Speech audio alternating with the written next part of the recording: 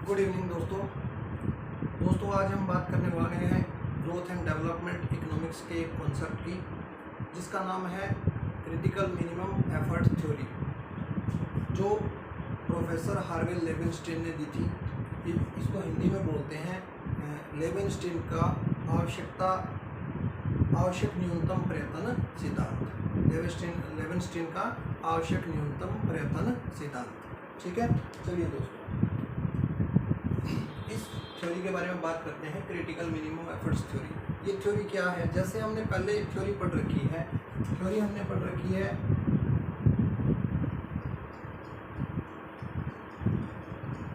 Lewis model की।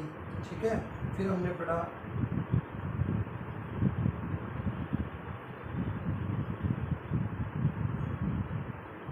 Vicious circle of poverty पढ़ा। इसके बाद में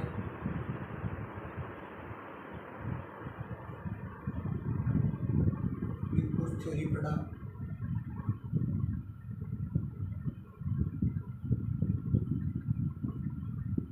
बैलेंस थ्योरी को पढ़ा। यानी कि हमने अंडर डेवलप्ड कंट्री के संदर्भ में हमने बहुत सारी थ्योरीज पहले पढ़ रखी है। इन थ्योरीज का फंडा क्या होता है कि एक अंडर डेवलप्ड कंट्री दे दी जाती है और उसको डेवलप करना है, रास्ता बताना होता है कि उसको जो है डेवलप किस तरीके से करें। अलग अलग अर्थशास्त्रियों ने इन थ्योरीज के अंदर अपने व्यू दिए। यहाँ पर प्रोफेसर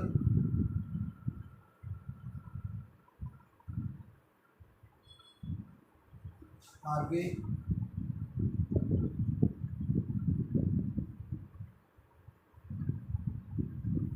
लेविनस्टीन ने एक थ्योरी दी है, और ये थ्योरी उन्होंने एक बुक लिखी थी। उस बुक का नाम क्या था? उसका बुक का नाम था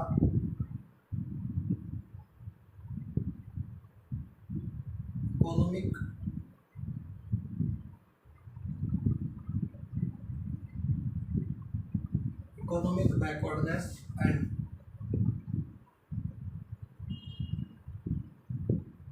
इकोनॉमिक ग्रोथ। ये बुक थी दोस्तों।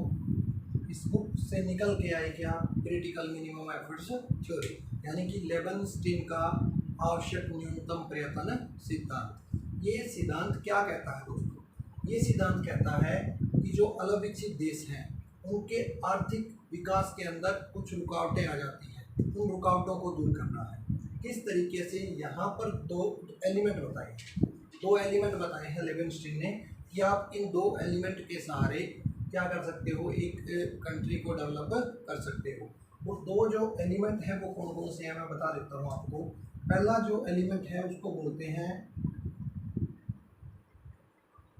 शॉक्स। दूसरा जो एलिमेंट है उसको बोलते हैं स्टिमुलेंट्स।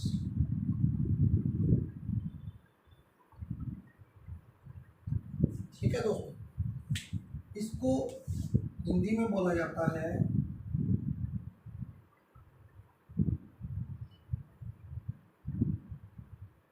झटके। ठीक है ना, तो इसको हिंदी में बोला जाता है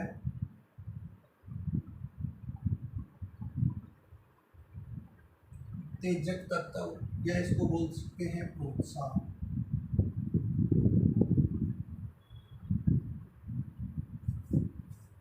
यानी लेविनस्टीन ने ये बोला है कि ये जो फैक्टर होते हैं शॉक्स, ये क्या करते हैं? ये इनकम को कम करने वाले एलिमेंट होते हैं, और ये जो चीज़ है ये इनकम को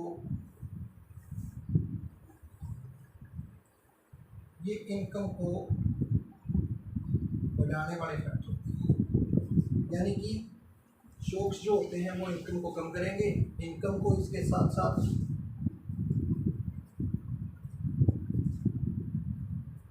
एम्प्लॉयमेंट को,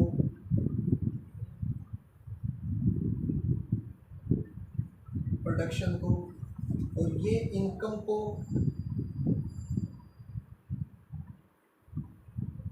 एम्प्लॉयमेंट को प्रोडक्शन को क्या करेंगे? बढ़ाएंगे। ये आय को बढ़ाने वाले तत्व होते हैं, और ये आय को, उत्पादन को, रोजगार को घटाने वाले तत्व होते हैं। यानी कि ये जो शॉक्स होते हैं ये एक इकोनॉमी को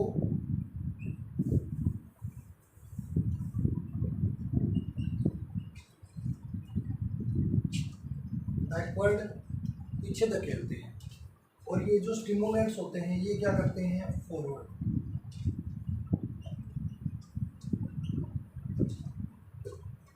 एक इकोनॉमी को क्या करते हैं, ये आगे की तरफ धकेलते हैं। तो ये दो ही तत्व जो है ये आर्थिक विकास के रास्ते को तय करेंगे। एक अंडर डेवलप्ड कंट्री के अंदर लेवेंस्टीन ने ये बोला है कि आपको अगर प्रति व्यक्ति आय को बढ़ाना चाहते हो, सबसे पहले तो ये प्रॉब्लम ये थी कि जो अंडर डेवलप्ड कंट्री होती है उनके अंदर सबसे बड़ी प्रॉब्लम होती है कि वहाँ पॉपुलेशन ज़्यादा होती है। जैसे इंडिया हो गया,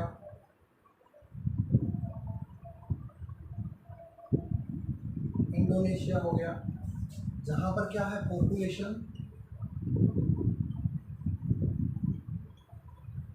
ज़्यादा होती है। यानी कि एक कंट्री जो है प्रयत्न करती है आगे बढ़ने का, जहाँ पर क्या होती है,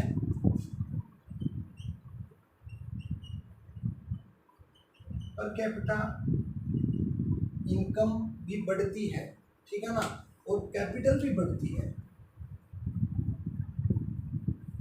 इसके साथ साथ लेबर क्लास के साथ, यानी लेबर जैसे बढ़ेगी उस तरीके से पूंजी भी बढ़ती है। लेकिन प्रॉब्लम क्या है दोस्तों, प्रॉब्लम ये है इन देशों के अंदर प्रति व्यक्ति आय इकोनॉमिक ग्रोथ के रास्ते से नहीं बढ़ पाती है, यानी कि इतना नहीं बढ़ पाती कि इकोनॉमिक ग्रोथ हो जाए। क्यों? क्योंकि एक तरफ तो प्रति व्यक्ति आय बढ़ती है और दूसरी तरफ उससे 10 गुना जो है पॉपुलेशन बढ़ जाती है। इसलिए क्या होता है, ये जो कंट्री होती है, अंडर डेवलप्ड कंट्री होती है, वो क्या रह जाती है, एक विशियस सर्कल ऑफ पॉवर्टी के जाल में फंसी रहती है, वहाँ से निकल नहीं सकती। तो वहाँ से निकालने के लिए क्या करना है, लेवेंस्टीन ने बताया है कि आपको एक आवश्यक न्यूनतम निश्चित प्रयत्न करना है, आवश्यक न्यूनतम निश्चित मात्रा के अंदर आपको निवेश करना है, और उसी निवेश से जो है एक इकोनॉमी जो है दुष्चक्र से बाहर निकल सकती है। यानी कि आपको एक आवश्यक न्यूनतम स्तर होता है इन्वेस्टमेंट का, उससे कुछ ज़्यादा आपको निवेश करना पड़ेगा, ठीक है ना। आवश्यक न्यूनतम प्रयत्न जितना होता है उस स्तर से थोड़ा ज़्यादा आपको इन्वेस्टमेंट करना पड़ेगा, तभी जो है एक इकोनॉमी जो है बैकवर्डनेस से ग्रोथ की तरफ बढ़ सकती है। तो ये बात मेनली इन्होंने बोली थी। उसके बाद में बात करते हैं दोस्तों कि अगर एक देश के अंदर जो है राष्ट्रीय आय को हम बढ़ाना चाहते हैं, वास्तविक राष्ट्रीय आय को बढ़ाना चाहते हैं, तो लेवेंस्टीन ने क्या बोला है, लेवेंस्टीन ने ये कहा है कि आपको एक क्रिटिकल मिनिमम एफर्ट्स करना पड़ेगा इन्वेस्टमेंट के रूप में। और इन्वेस्टमेंट के रूप में आपको क्या है, लेवेंस्टीन ने ये भी बोला है कि इन्वेस्टमेंट आप एक बड़ी अमाउंट के अंदर भी कर सकते हो, और अगर एक कंट्री के पास एक बड़ी अमाउंट नहीं है इन्वेस्टमेंट करने के लिए, तो आप विदेशों से क्या है इन्वेस्टमेंट करवा सकते हो किस्तों के अंदर, यानी कि अलग अलग इंजेक्शन दे सकते हो एक इकोनॉमी को, ठीक है ना। तो ये बात उन्होंने बोली। फिर अब आगे बात करते हैं दोस्तों कि ये जो क्रिटिकल मिनिमम एफर्ट्स थ्योरी है इसकी ज़रूरत क्यों पड़ी, यानी कि जो ये क्रिटिकल मिनिमम एफर्ट्स हैं, आवश्यक न्यूनतम परिवर्तन की जो हम बात कर रहे हैं, इसकी ज़रूरत आखिर क्यों पड़ी। इसकी ज़रूरत पड़ी थी कुछ कारणों से दोस्तों, वो कारण पढ़ने जा रहे हैं। वो कारण क्या क्या थे कि हमें एक आवश्यक न्यूनतम प्रयत्न करना पड़ा एक इकोनॉमी को डेवलप करने के लिए। तो उसके बारे में बात करते हैं। सबसे पहले बात करते हैं कि सोर्सेज जो होते हैं ना दोस्तों, कुछ सोर्सेज ऐसे होते हैं जिनको हम क्या है डिवाइड नहीं कर सकते, इनडिविजिबिलिटी होती है।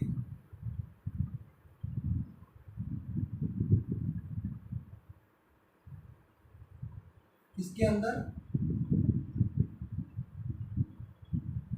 रिसोर्स के अंदर, जैसे मशीन या कोई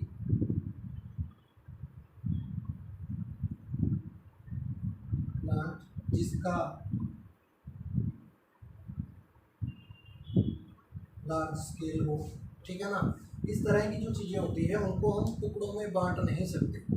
अगर हमें मान लो मशीन है, कोई 10 करोड़ रुपए की मशीन आती है, तो हमें 10 करोड़ रुपए ही एक्सपेंड करके वो मशीन खरीदनी पड़ेगी। ऐसा नहीं होता कि हम उसके अलग अलग पार्ट को खरीद लें, प्रोडक्शन कर लें, ऐसा कभी भी नहीं हो सकता, ठीक है। अगर बाई चांस ऐसा कर भी ले, यानी कि ये 10 करोड़ की जो मशीन है काफ़ी बड़ी होगी, इसका स्केल और प्रोडक्शन काफ़ी बड़ा होगा, तो हम ऐसे कर सकते हैं कि मान लो 1 करोड़ रुपए के अंदर जो छोटी मशीन आती है वो ले सकते हैं। लेकिन उससे क्या होगा दोस्तों, उससे फिर नुकसान क्या होगा? उससे नुकसान ये होगा कि जो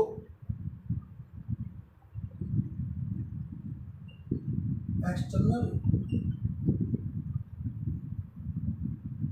इकोनॉमीज है ये नहीं मिलेगी। एक्सटर्नल इकोनॉमीज बाहरी जो मितव्ययताएं होती है वो नहीं, बाहरी बचते नहीं हो पाएंगी। ठीक है ना। आप एक लार्ज स्केल की मशीन को खरीदते हो तो उससे क्या है, आप प्रोडक्शन भी ज़्यादा कर पाओगे और आपको क्या होगा, एक्सटर्नल इकोनॉमीज भी मिलेगी। ठीक है। तो इस कारण हमें, जब हम रिसोर्सेज को डिवाइड ना कर पाएँ, उस कारण हमें क्या है, क्रिटिकल मिनिमम एफर्ट्स की ज़रूरत पड़ती है। ठीक है। चलिए आगे बात करते हैं। जो अंडर डेवलप्ड कंट्री होती है, जो अंडर डेवलप्ड कंट्री होती है उनके अंदर जो है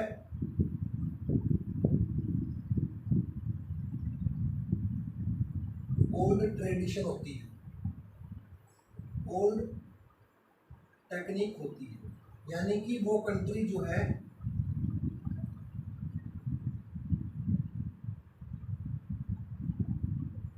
मॉडर्नाइजेशन की तरफ नहीं बढ़ना चाहती।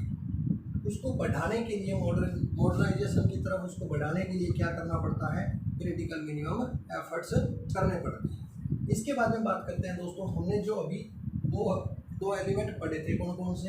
एक तो थे शॉक्स और दूसरे स्टिमुलेंट्स। इनमें से दोस्तों स्टिमुलेंट्स के इफेक्ट को बढ़ाने के लिए, यानी एक देश की अर्थव्यवस्था के अंदर स्टिमुलेंट्स का जो प्रभाव है वो ज़्यादा हो जाए, जिससे कि इकोनॉमी को आगे की तरफ धकेलने वाले तत्व ज़्यादा हो सके, इसलिए हमें ज़रूरत पड़ती है किसकी, क्रिटिकल मिनिमम एफर्ट्स की। उसके बारे में बात करते हैं दोस्तों कि जो अंडर डेवलप्ड कंट्री होती है वो पुराने विचारों वाली होती है, भगवान में आस्था रखने वाली होती है, भाग्य पर डिपेंड करने वाली होती है। उन चीज़ों को मिटाना होगा, और उन चीज़ों को मिटाने के लिए हमें एक न्यूनतम प्रयत्न करना होगा। ठीक है ना। तभी एक इकोनॉमी जो है अंडर डेवलप्ड से डेवलपिंग के पाथ पर आ सकती है। ठीक है। चलिए दोस्तों आगे बात करते हैं कैपिटल आउटपुट रेशियो। जो कैपिटल आउटपुट रेशियो होता है, आउटपुट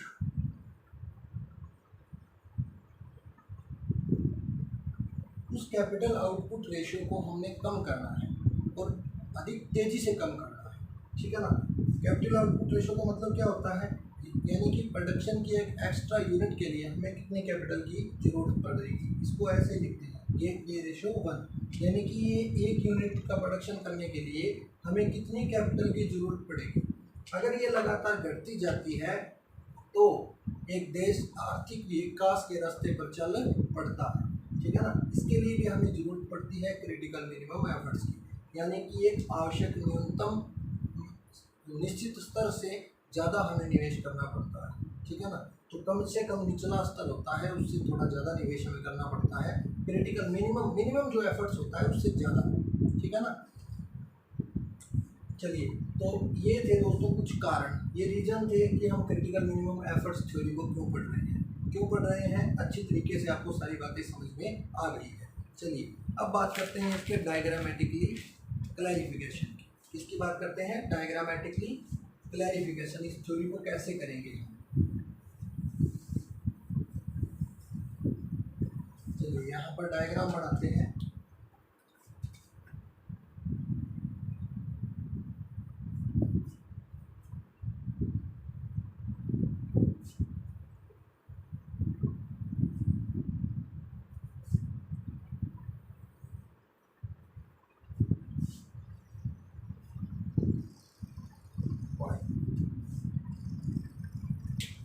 यहाँ पर हम 45 डिग्री की लाइन बनाने जा रहे हैं।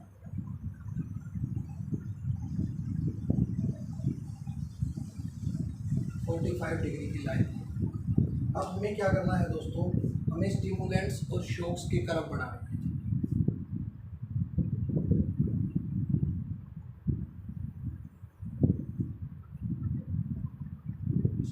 स्टिमुलेंट्स और शॉक्स के ये तरफ बढ़ाते हैं, ठीक है ना। ये होता है डी जेड, ये है शॉक्स और ये है स्टिमुलेंट्स। समझ आ गई बात, ठीक है। यहाँ पर सबसे पहले जो ये है ओ आई, ये ओ आई जो स्तर है इसको क्या बोलते हैं दोस्तों, इसको बोलते हैं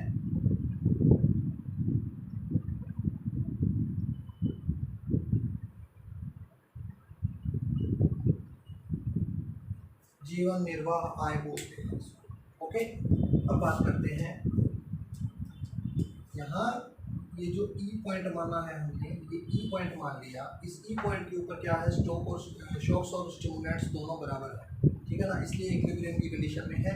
ये हमारा जीवन निर्वाह का स्तर है, यानी कि इतनी इनकम तो हमारी जीवन निर्वाह करने के लिए काफ़ी है, ठीक है ना। इससे हम केवल अपना जीवन जी सकते हैं, एक इकोनॉमी जो है ग्रोथ नहीं कर पाती। ओके, चलिए इसके बाद में बात करते हैं दूसरे पॉइंट।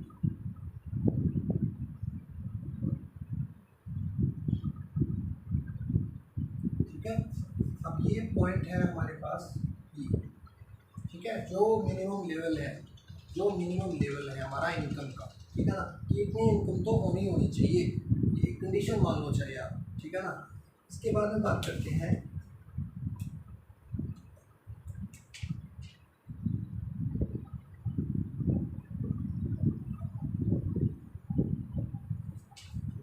G M level.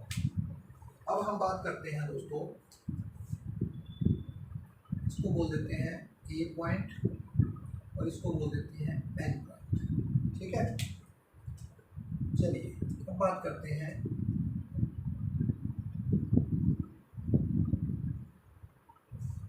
जब हम इतना निवेश करें, मान लो हमने 100 करोड़ रुपए का निवेश किया। इससे पहले यहाँ पर हम लिख देते, इस जो वो वाई एक्सिस है हमारा, इसका मतलब क्या है वो लिख देते हैं, per capita income and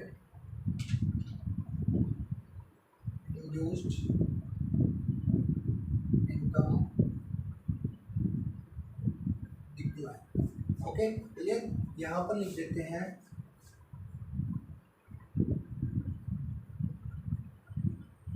per capita income and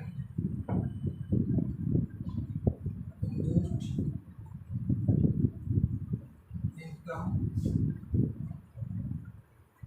growth.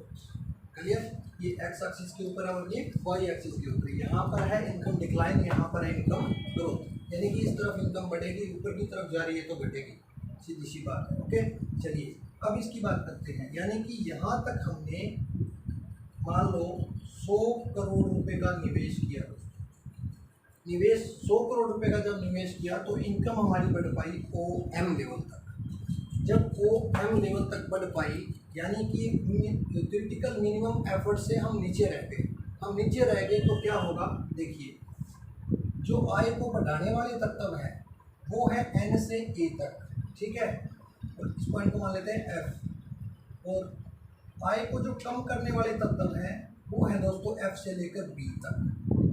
कितने हैं, एफ से लेकर बी तक, यानी कि जो ये डी डी कर्व है ये शॉक्स का है, ये पीछे धकेलती है इकोनॉमी को। और जो जेड जेड जो है वो क्या है, स्टिमुलेंट्स है, वो यहाँ पर टच हो रहा है। तो एन से ए तक तो क्या हुए, स्टिमुलेंट्स है, और एफ से बी तक क्या है दोस्तों, शॉक्स है, जो इकोनॉमी को यहाँ से इस पॉइंट पर लाएंगे, यहाँ से इधर, फिर नीचे, फिर नीचे, फिर नीचे। यानी ई पॉइंट के ऊपर हमारी जो इनकम है, अगर हम इतना ही इन्वेस्टमेंट कर पाते हैं जो क्रिटिकल मिनिमम एफर्ट से कम है, तब हमारी जो पर कैपिटा इनकम है वो ओ एम से एक बार तो बढ़ेगी, लेकिन दोबारा कम होकर इस रास्ते एफ से ए से बी, बी से सी से यहाँ पर एफ डैश मान लेते हैं, यहाँ पर जी मान लेते हैं, इस रास्ते से कम होकर ई पॉइंट के ऊपर आ जाएगी। यानी कि हम दोबारा जीवन निर्वाह सतर के ऊपर पहुँच गए। कोई फ़ायदा हुआ, नहीं हुआ। एक देश विशियस सर्कल ऑफ पॉवर्टी के अंदर फंसा हुआ है, वहीं पर खड़ा है, बाहर नहीं निकल पाई है इकोनॉमी अभी तक उस चक्कर से, ठीक है ना। चलिए अब क्या करना होगा, अब हमें लेवेनस्टीन की बात को मानना पड़ेगा, ठीक है। उन्होंने क्या कहा, उन्होंने कहा कि एक क्रिटिकल मिनिमम एफर्ट्स होता है, यानी कि एक न्यूनतम स्तर होता है इन निवेश का, उससे थोड़ा सा ज़्यादा अगर आप निवेश कर दोगे तो इनकम, मान लो इस बार हम 200 करोड़ रुपए का निवेश करते हैं, और 200 करोड़ रुपए का जब निवेश करते हैं तो इनकम बढ़कर कहाँ पहुँच जाती है, इस ओपी लेवल पर पहुँच जाती है। जब ओपी लेवल पर इनकम पहुँचती है तो यहाँ पर ये दोनों चीज़ें बराबर हैं, स्टिमुलेंट्स और शॉक्स यहाँ पर दोनों बराबर हैं। अब क्या होगा, इस पॉइंट के बाद में हमारी इनकम लगातार बढ़ रही है। मैंने अभी क्या कहा था, इंड्यूस्ड इनकम ग्रोथ इस साइड होगी और इंड्यूस्ड इनकम डिक्लाइन ऊपर की तरफ। तो इंड्यूस्ड इनकम ग्रोथ की तरफ हम मुड़ चुके हैं, यानी कि हम क्रिटिकल मिनिमम एफर्ट्स की सहायता से एक ऐसे स्तर पर पहुंच चुके हैं पर कैपिटा इनकम के, जिसमें अब आगे निवेश करने की ज़रूरत नहीं है, एक अर्थव्यवस्था अपने आप ग्रो करती जाएगी। तो यही हम इस डायग्राम की सहायता से आपको बताना चाहते थे कि दो तत्व होते हैं, कौन कौन से, स्टिमुलेंट्स और शॉक्स। इनके ऊपर पूरी इकोनॉमी डिपेंड है और यही डिसाइड करते हैं कि एक इकोनॉमी ग्रो करेगी या नहीं करेगी, बैकवर्ड शिफ्ट होगी या फॉरवर्ड शिफ्ट होगी। जब तक हमने क्रिटिकल मिनिमम एफर्ट से कम निवेश किया था तब हम दोबारा वहीं उसी स्तर पर आ गए थे, लेकिन जब जैसे ही हमने एक क्रिटिकल मिनिमम एफर्ट से थोड़ा ज़्यादा निवेश कर दिया तो क्या हुआ, एक इकोनॉमी ऐसे स्तर के ऊपर पहुंच गई जहां से वो अपने आप आगे जा सकती है, ठीक है। तो ये डायग्राम था हमारा। फिर दोस्तों लेवेनस्टीन ने ये भी बोला है कि अगर किसी कंट्री के पास एक बड़ी अमाउंट, यानी कि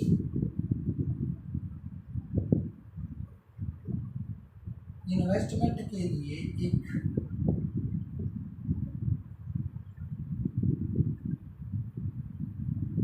पैसों की एक बड़ी अमाउंट नहीं है, तो आप क्या कर सकते हो,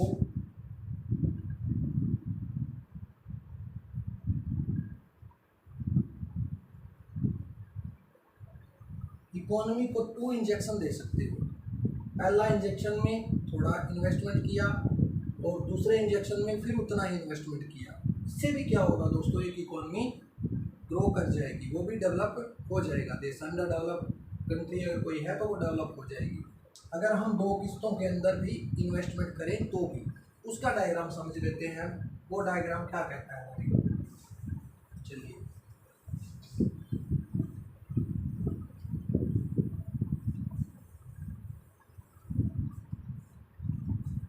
उस डायग्राम में हम बात करते हैं पर कैपिटा इनकम और टाइम की।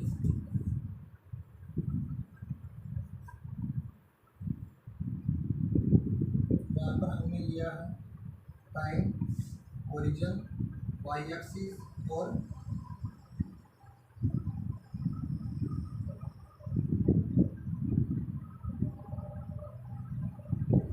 Per capita income. चलिए दोस्तों अब इस डायग्राम को बनाने की कोशिश करते हैं। सबसे पहले एक लाइन खींच लेते हैं इस तरह से, यहाँ पर ये पूरी आ गई, फिर यहाँ पर फिर ये पूरी आ गई, यानी कि ए बी सी और एफ, ठीक है ना। इसको नाम दे देंगे, ठीक है। अब क्या करेंगे, हमें ये हो गया डी। अब लेवेनस्टीन ने बोला कि आप 2 इंजेक्शन लगा सकते हो। पहला इंजेक्शन जब लगाएंगे इन्वेस्टमेंट का तो इनकम ओ से लेकर बी तक बढ़ जाएगी और हमारी पर कैपिटा इनकम कहाँ तक बढ़ेगी वो देखिए।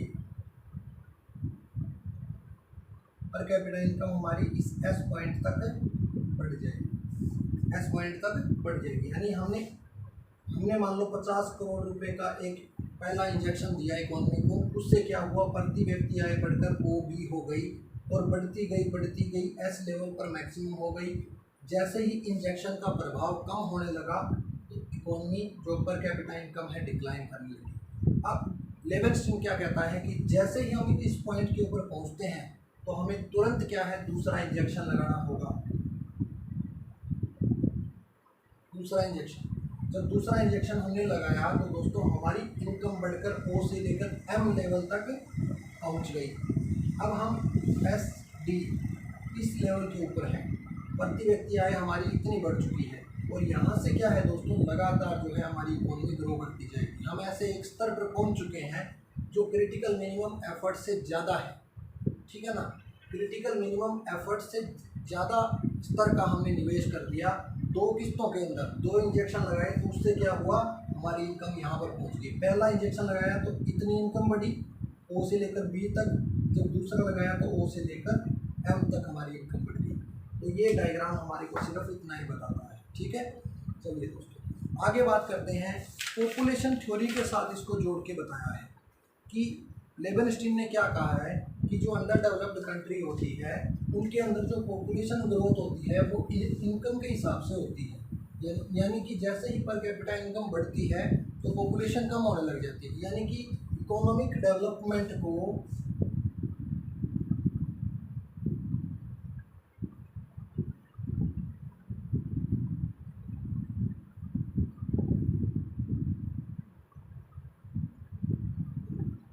सीधा सीधा उन्होंने जोड़ दिया किससे, पॉपुलेशन से, पॉपुलेशन से जोड़ दिया। उन्होंने क्या कहा कि अगर एक देश आर्थिक विकास करेगा तो ही पॉपुलेशन कम हो सकती है, नहीं तो नहीं होगी। यानी कि अंडर डेवलप्ड कंट्री के अंदर उन्होंने बताया कि लोगों की मानसिकता क्या होती है कि ज़्यादा बच्चे पैदा इसलिए किए जाते हैं क्योंकि वो बच्चों को 3 रूप में देखते हैं। पहला रूप कौन सा होता है, वो देखते हैं बच्चे को एक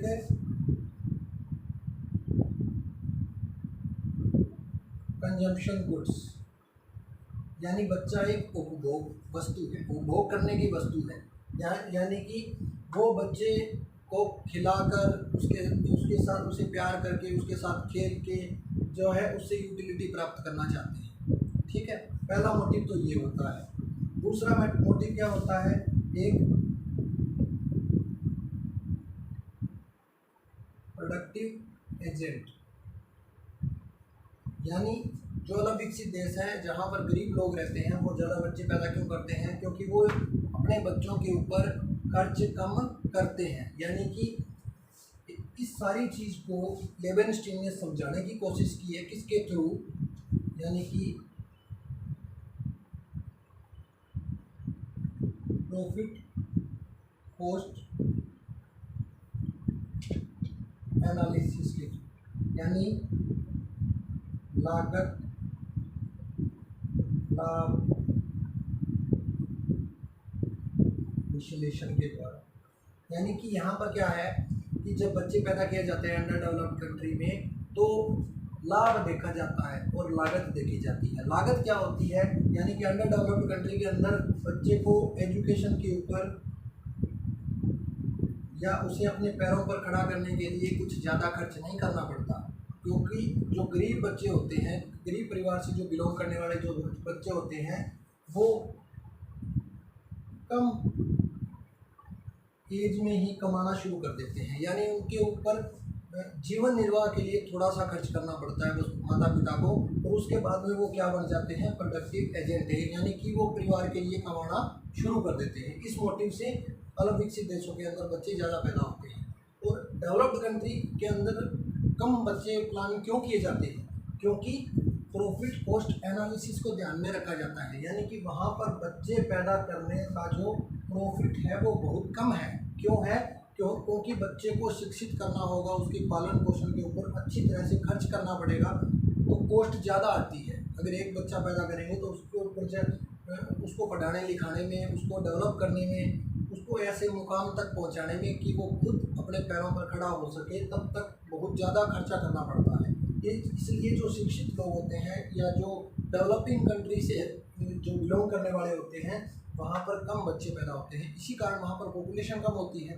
और लेबनस्टीन ने ये कहा है कि अंडर डेवलप्ड कंट्री के अंदर बच्चे को 3 रूपों में देखा जाता है। एक तो कंजम्पशन गुड्स, यानी कि वो बच्चे पैदा करते हैं उनको प्यार करने के लिए, ठीक है ना। दूसरा कि प्रोडक्टिव एजेंट, की वो थोड़ी सी उम्र के बाद ही कमाना शुरू कर देंगे उनके लिए, ठीक है ना, इससे ज़्यादा इनकम होगी। और तीसरा नज़रिया क्या होता है, तीसरा नज़रिया होता है दोस्तों यहाँ पर सोशल सिक्योरिटी, यानी कि बुढ़ापे में वो उनका सहारा बनेंगे। ठीक है ना, इसलिए ज़्यादा बच्चे पैदा किए जाते हैं। और जो है लेवेंस्टीन ने एक बात ये भी बोली है कि पॉपुलेशन बढ़ती है अंडर डेवलप्ड कंट्री में, क्यों बढ़ती है उसका रीज़न ये 3 है, ठीक है। दूसरा, वहाँ पर बच्चों के ऊपर कॉस्ट बहुत कम होती है, उनको पढ़ाया लिखाया नहीं जाता, इसलिए क्या है बच्चे ज़्यादा पैदा होते हैं और पॉपुलेशन बढ़ती जाती है। डेवलप कंट्री के अंदर क्या होता है, प्रॉफिट को देखा जाता है और कॉस्ट को देखा जाता है। यहाँ पर क्या है, कॉस्ट बहुत ज़्यादा आती है, प्रॉफिट कम होता है अंडर डेवलप कंट्री के अंदर, तो वहाँ पर पॉपुलेशन कम हो जाती है अपने आप। यानी कहने का मतलब क्या है, लेवेंस्टीन ये कहना चाहता है कि इकोनॉमिक डेवलपमेंट के बिना पॉपुलेशन कम नहीं हो सकती। हमें क्रिटिकल मिनिमम एफर्ट्स के द्वारा एक इकोनॉमी को डेवलप करना पड़ेगा, उसके बाद में पॉपुलेशन के बारे में हम सोच सकते हैं कि पॉपुलेशन कम हो सकती है या नहीं हो सकती। तो आज की वीडियो में दोस्तों इतना ही। अगर आपको कॉन्सेप्ट समझ में आया है, थ्योरी समझ में आई है, तो वीडियो को लाइक करें, शेयर करें, चैनल को सब्सक्राइब जरूर करें और कमेंट कीजिए दोस्तों। अगर आपको कोई दिक्कत आ रही है समझने में, लैंग्वेज में दिक्कत आ रही है, कॉन्सेप्ट को लेंथी करने में या उसको शॉर्ट करना है, थोड़े शब्दों में ज़्यादा बातें बतानी है, तो उस तरह के आप सजेशन दे सकते हैं, ठीक है। तो एक बार फिर आपसे मैं अनुरोध करूँगा कि वीडियो को लाइक कीजिए, चैनल को ज़्यादा से ज़्यादा सब्सक्राइब कीजिए। थैंक यू दोस्तों।